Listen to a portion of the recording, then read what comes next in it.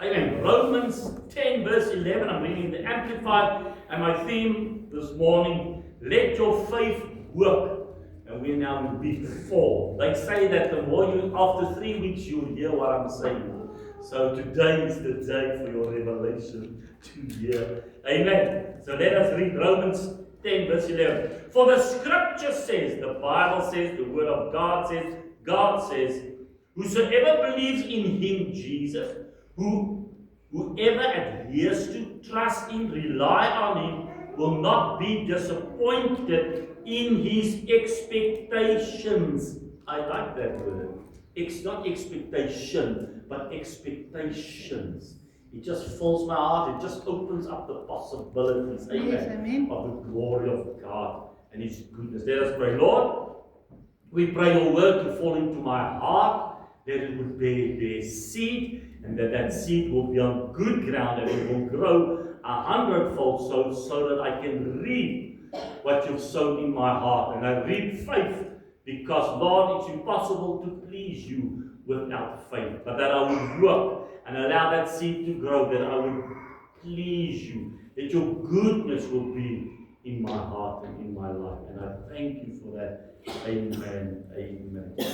As I've said, faith can never be stagnant. It is always looking to advance the kingdom of God. If somebody is sick, what do you want to do? Pray for them in the name of Jesus. Amen. If somebody's got a problem, what do you want to do? Pray for them in the name of Jesus Christ. Amen. If they go through a battle, what do you want to do? Pray for them in the name of Jesus. If somebody's not saved, what do you want to do? Pray in the name of Jesus. If there's animosity or bitterness, what do you want to bring? You want to bring Christ unto them. Why? Because forgiveness sets people free. You want to pray for them that Jesus is the Lord of Lords. Amen. In Mark 16, it forced our faith and how our faith should function. And this scripture reveals how we can do it. And we need to hear how the scripture is working with you and I, so that this is what faith should do and faith can do. And I need to submit to that scripture. It says, in my name, I like this scripture, these signs will accompany those who believe. In my name they will cast out demons. They will speak in new tongues. They will pick up serpents. And they will drink anything deadly, and it will not hurt them. They will lay hands on the sick, and they will get well. Amen. Awesome, isn't it wonderful? Amen. In ministry, you always want to advance the kingdom of God, change people's lives. It's horrible to look at somebody and they are in a crisis, and you always think that if I can just introduce them to Jesus Christ, because he changes lives. He changed your life as a child of God. He changed my life as a child of God. We want to echo the words of Jesus in Matthew 19:26 that says, the impossible can become possible. The mind of Christ is the things, all things are possible. Amen. Jesus wants you and I to have his mind. That God kind of faith that we want to know that all things are possible. Yes, the mind of Christ is what? All things are possible. We want to step over the impossibilities. We want to step over every hindrance so that we can go and get our faith to running, to understand that all things are possible. What I've said over a few weeks is that whatever captures your attention will grow. It happened to Peter when he saw Jesus, he walked on the water. When he saw the waves, he sang. Whatever you give attention will increase its influence. Amen.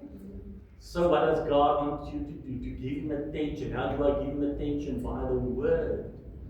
So that the word can influence your and my life. We are people of habits. And habits, the problem with that, being in a habit, it can make you lazy as a child of God. If you're in a habit, the way you worship, you will always worship that way because you're in a habit of doing it.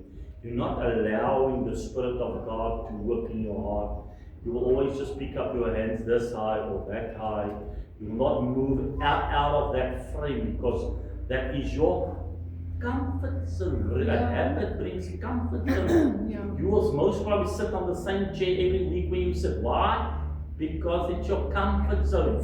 And it's not bad. It's not bad for where you sit. Why? Because you feel comfortable and you have the ability to hear. If I move you, woo, everything else closes up. I can sing and dance for you, you will not be impressed with me. Why? Because I've removed you from your comfort. So church is not that bad. But in the way you pray, if you do not add new stuff, that's a habit. You're not going to pray the same thing over and over. You're not getting free, the same scriptures. But have you seen that in your walk of life, that if you add something new, how thrilled your spirit man is to get to that point to pray it. You're so excited because you've heard it. You think, yes, I must write it down and remember. So when you go and you pray, and then you get to that point, and you're so excited, and your spirit man is happy that there's a change. Why? Because faith came. Amen. Remember, your spirit man enjoys faith, enjoys the word. And so if you add something to your life, it changes. Or else you pray the same prayer over and over. And that makes you a lazy Christian. If you're lazy, God cannot move you into new dimensions. If you do not change the way you worship, you do not change the way you pray, and add stuff or change stuff, it tells you that you are lazy. Because you are in a comfort zone. So you are blocking God out, that God cannot move or touch you in the way that He wants to touch you. It is so. During this course, I discovered that I was also a lazy Christian. And to change the stuff, I enjoyed it. Fantastic. But it placed a lot of effort on me. Because if I would pray for 5 or 10 minutes, I now have to add and change that. And that calls me to elevate my spirit man. It calls me to elevate the way I see things, the way I see God. And you don't all you think you know God, and you think you're doing good, but actually you're not. You become so in a habit, and that habit is causing you to be lazy in God.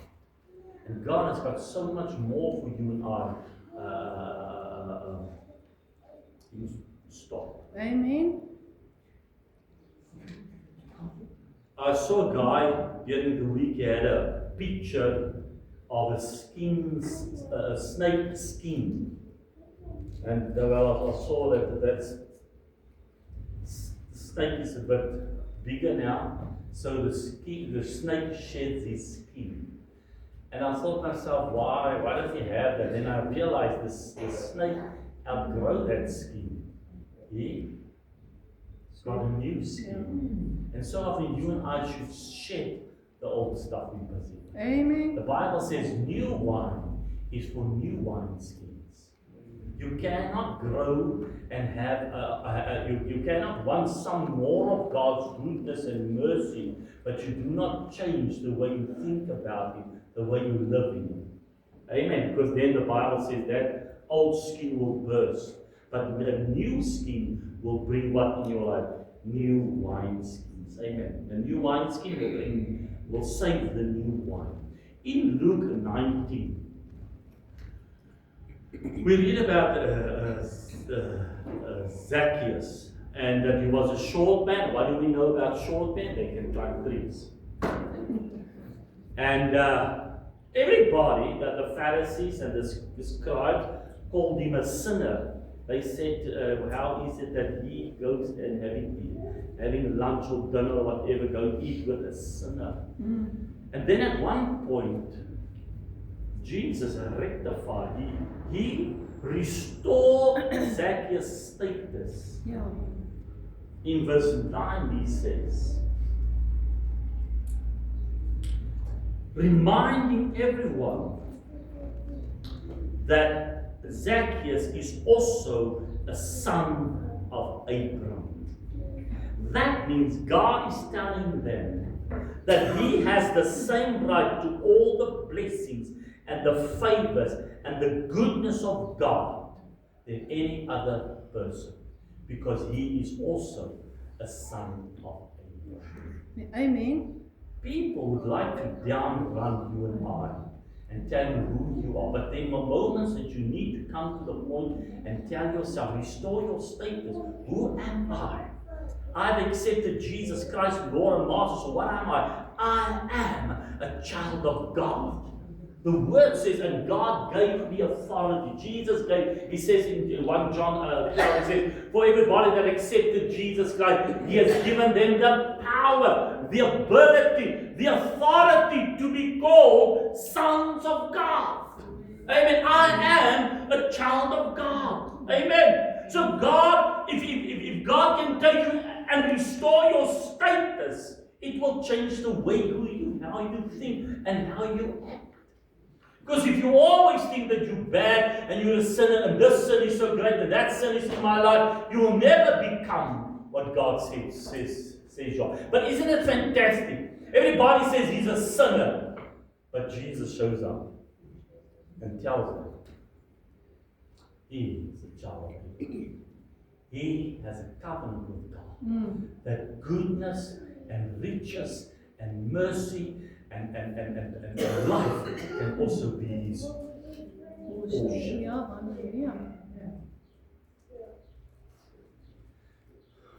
For your faith and my faith to grow and watch when this happens. It normally happens when you want to pray something, that you want God to do a miracle, you feel your faith is coming, and then the next moment, in you asking God to do a miracle for you, something actually happens. You start to take offense with the Lord. You start to go back. The enemy takes you back to your disappointments. He didn't show up. The Lord didn't show up then. He asked you. The Bible says this, but he didn't show up. The Lord didn't come through for you. So what are you busy doing? You're busy taking offense with the Lord. Amen? You're angry with him. Amen? But you see, the enemy keeps you so busy that you forget that just before that you were standing before God for a miracle, a change of stuff, but then the enemy comes and influences you to take offense with the Lord. And then in Luke 7:23, Jesus says, blessed is he who do not take offense of me. So when I start to get angry with the Lord and start to think that God's not going to show up and he's not honoring his word and that was the crisis and he's not coming through, what are you doing? You are removing yourself from what? The blessing. Because the Bible says, blessed is he who do not take offense. So when I am offended with the Lord and the name of Jesus and everything around him, I'm removing myself from what? From the blessing. Amen. Then the other thing the enemy does, he works with you with bitterness and resentment towards people. Be it the child of God, the others. Most of the time it will be children of God.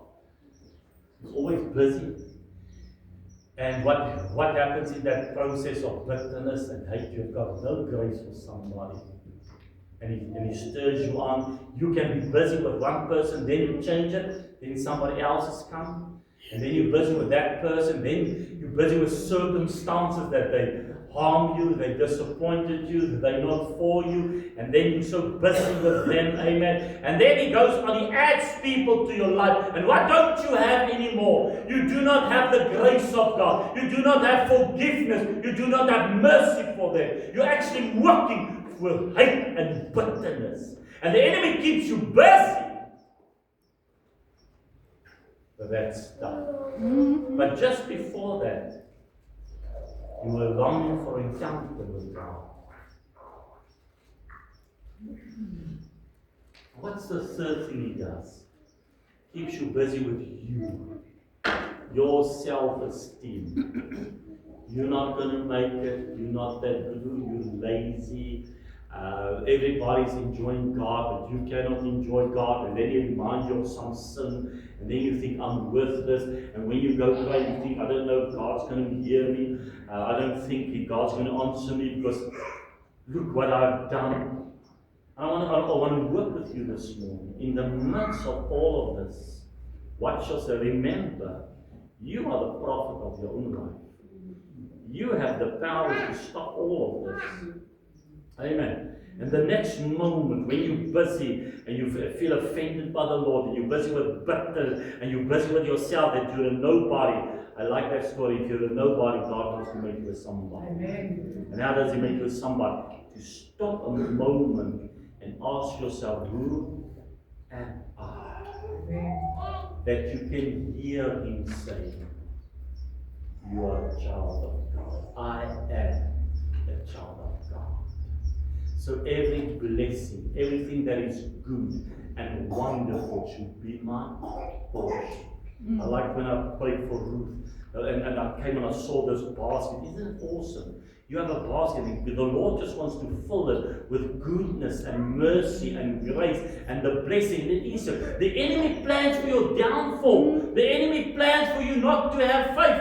Amen. The enemy plans for your destruction. But isn't it awesome that you can change it?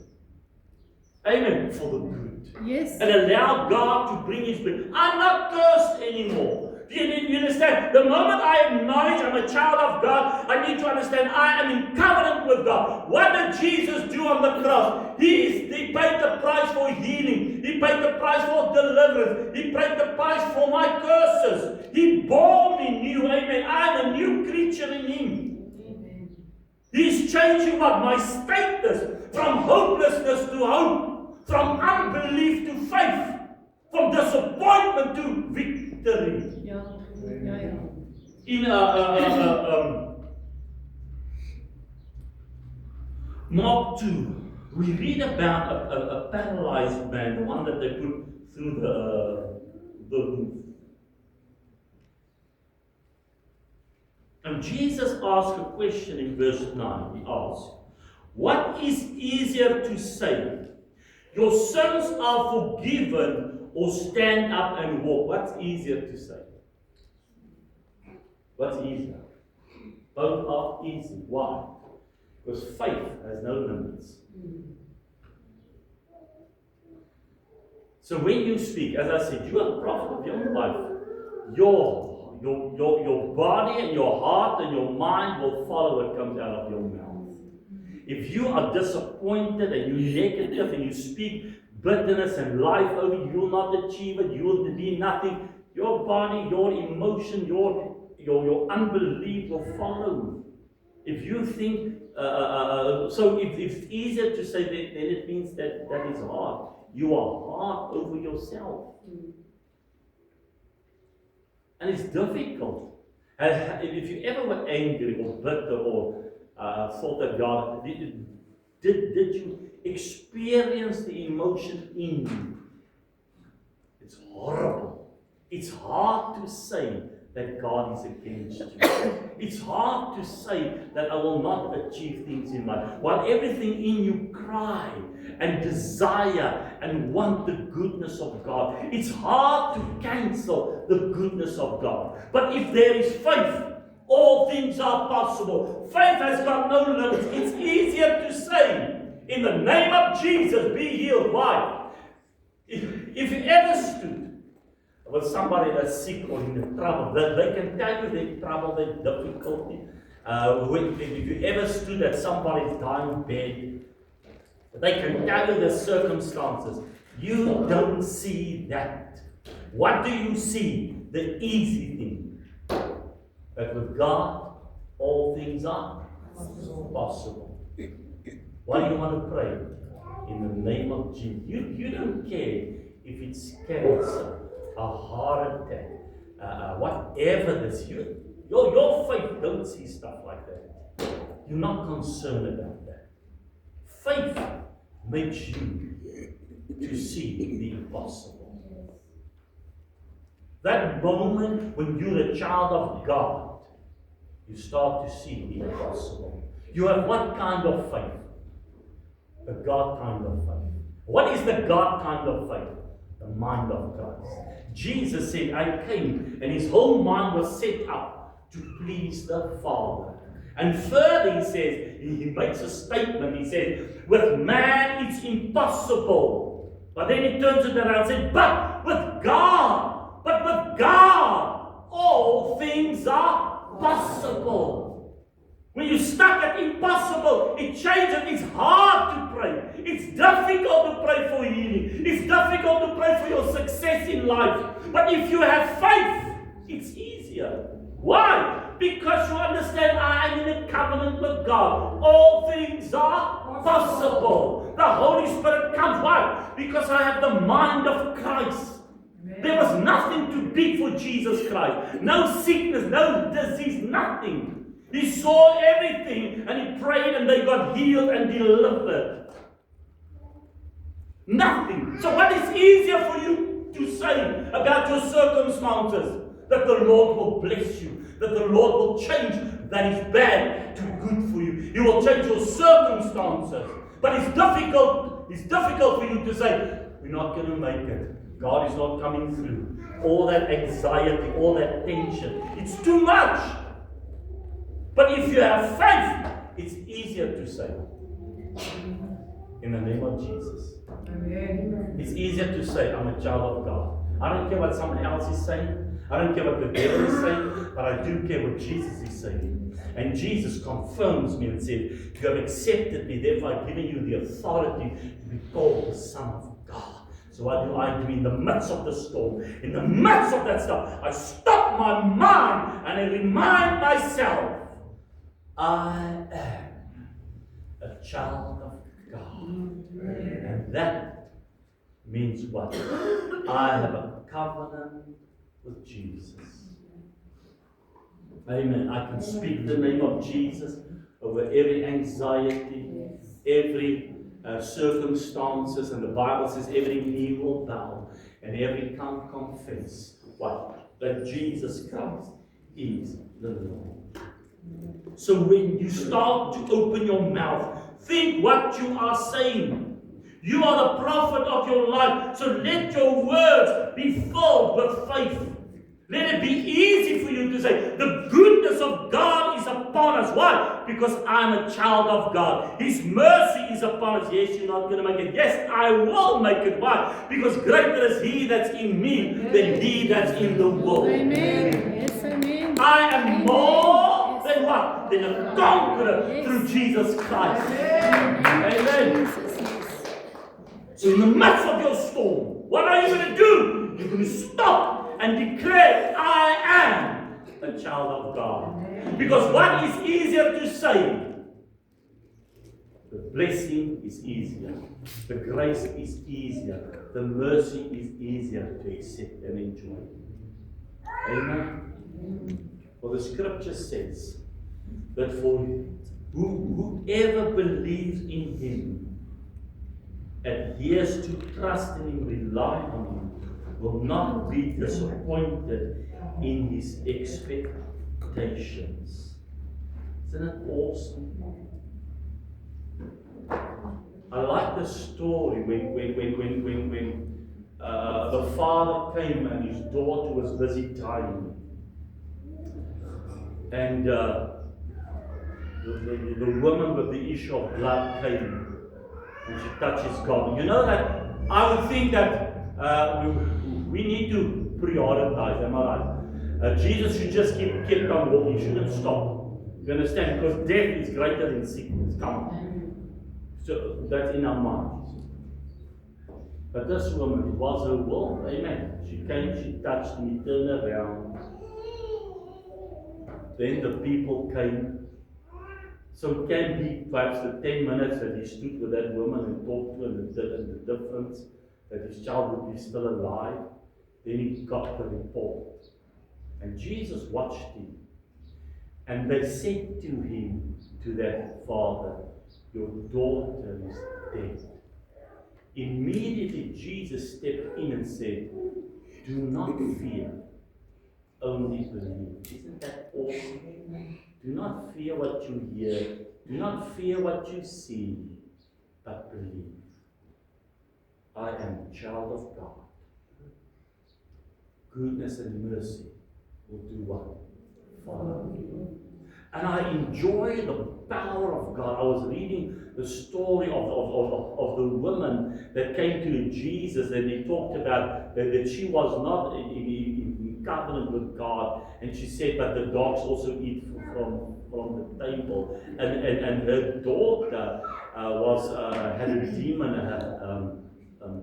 harassing her.